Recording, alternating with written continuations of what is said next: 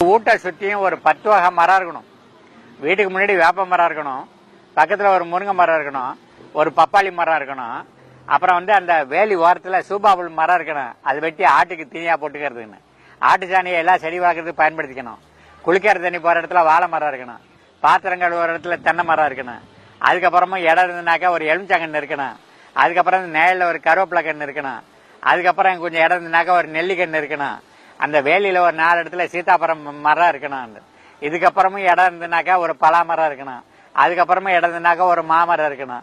இப்படி ஒவ்வொரு வீட்டை சுற்றி நம்ம கொண்டு வந்துட்டோம்னா ஒருத்த கூட பசியோட தூங்க போக மாட்டாங்க, ஒருத்த கூட சத்துணவு பற்றாக்குறையினால கஷ்டப்பட மாட்டாங்க.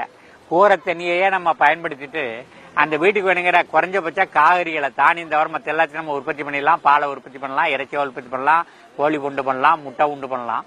இதை என்ன பண்ணணும், அரசாங்கம் சலுகைன்னு ஒதுக்காரு, மக்களை சென்றடைய மாட்டாங்க.